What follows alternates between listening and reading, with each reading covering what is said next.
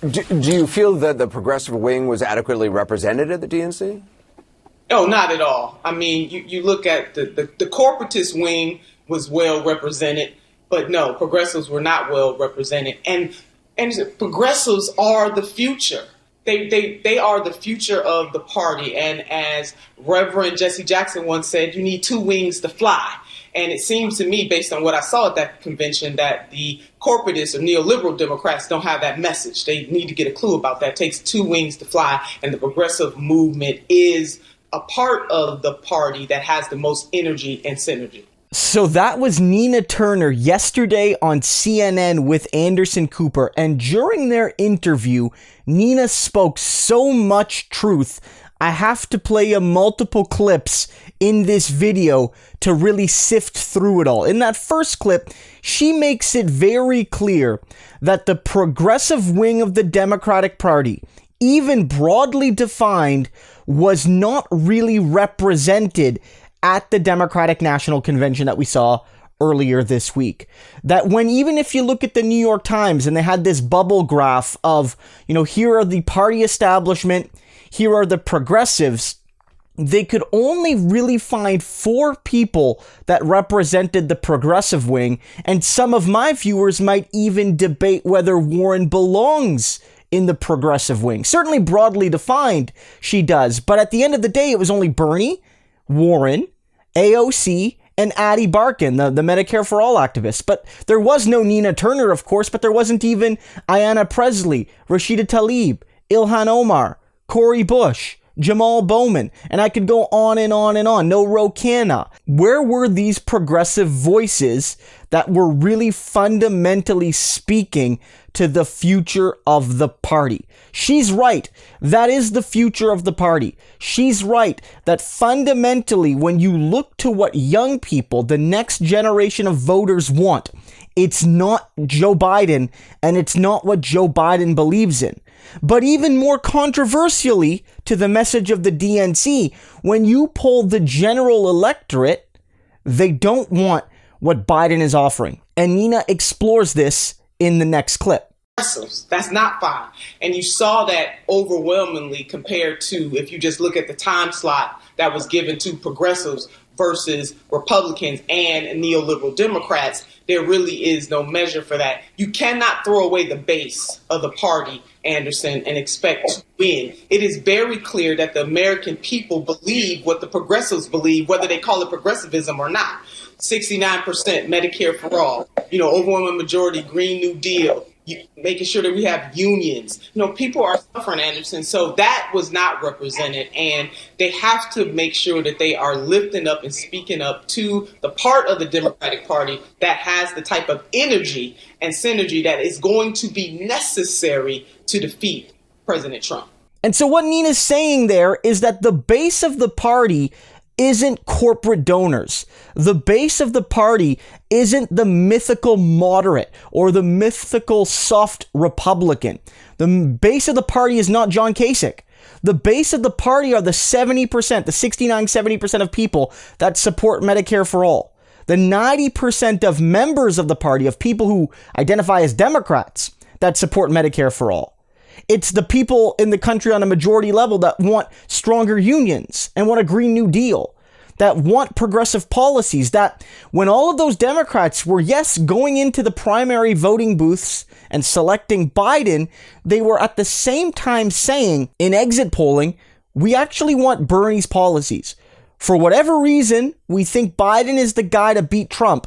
But if we could choose our policies, we would choose Bernie's policies. Or at the very least, we'd be closer to Bernie than we were to Biden on the big policy questions. And that was seen over and over and over again. And Nina is 100% on point about how the party is ignoring what the majority of working class people need. She noted that at the very beginning of the interview as well, when she basically said, look, the Democrats at this convention had a lot of speakers.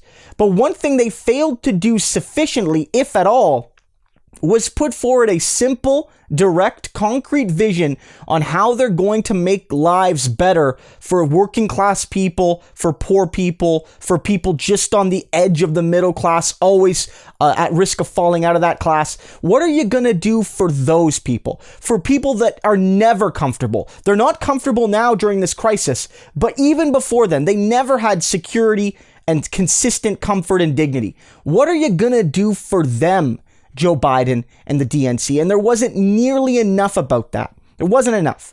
As we've noted on this channel, there wasn't even really talk about a public option.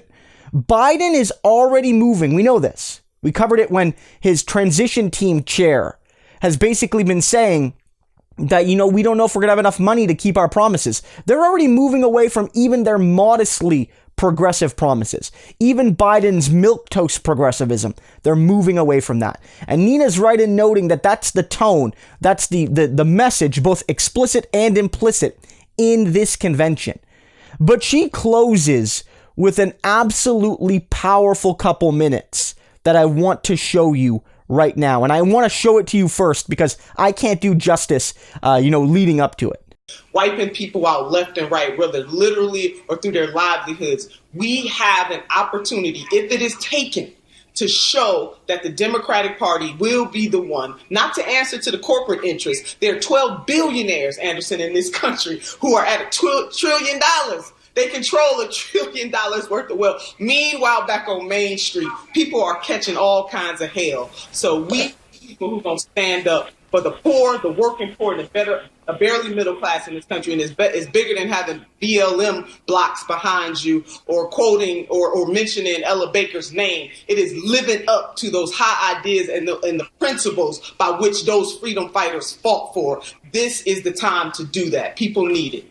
I'm wondering what you thought of Senator Sanders' remarks embracing Joe Biden, clearly asking his supporters to get Joe Biden elected. I mean, the senator was clear. He's a man of his word. He said it in 2016. He said it again in 2020. So the senator is doing what he does. He created a movement. He was a spark, and the movement is the fire. And so the movement doesn't change. The notion that we need Medicare for all does not change. The notion that we need to legalize cannabis and take it off of Schedule 1 because it has ruined so many lives, particularly African-American lives with the war on drugs. Anderson, that doesn't change. The need to have college for all, that doesn't change. Environmental justice, see, none of those core fundamental issues change because it was never about a personality. It was more about the mission. And so progressives are still on the mission, understanding very clearly that we got two dragons we got to slay. We got to slay the dragon of neo-fascism and slay the dragon of neoliberalism, and the progressive movement is here for it. Nina Turner, I appreciate your time. Thank you.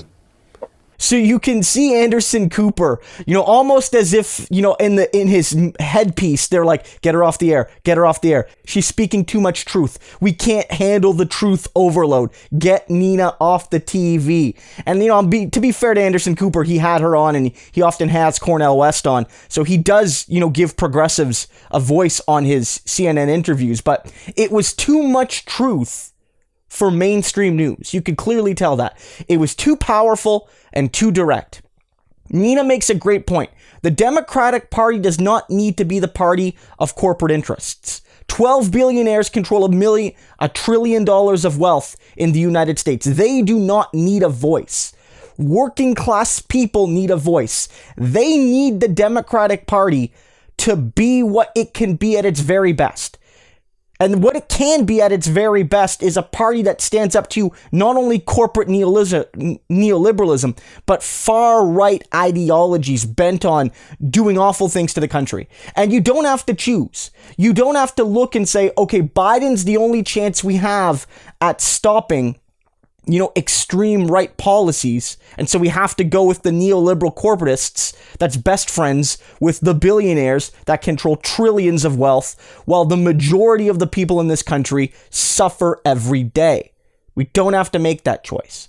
And she said that the DNC had an opportunity this week, and they have an opportunity going forward to put forward the people and the vision to make a difference. Now, they're not going to do it. I don't think they're going to do it. But Nina Turner is 100% right and speaking honestly here. Earlier yesterday as well, she did another interview with the Young Turks. I don't need to play the clip because it's pretty easy to explain, but basically she outlines her electoral position, which is that, look, in swing states, you should probably vote for Biden. You should probably vote for Biden in states where the Electoral College makes your vote matter. Cynically as it is in many states, your vote for president might not matter all that much. So she basically says, in referencing her bowl of S-word versus half a bowl of S-word, where Trump is the full bowl and Biden's only half a bowl, you'd probably prefer half a bowl. You know, that's a reasonable take. But she's also clear in saying, like Cornel West, just because if I live in a swing state, I might vote for Biden, I am not endorsing Biden. I am not supporting Biden. I am not going to lie for Joe Biden because, one, that's dishonest and Biden doesn't deserve us lying for him. But as she notes, if the DNC wants to reach its potential and defeat Donald Trump and represent working class people, we have to be honest about the deficiencies. And we're not right now. We're not being honest. The Democratic National Convention was not a disaster.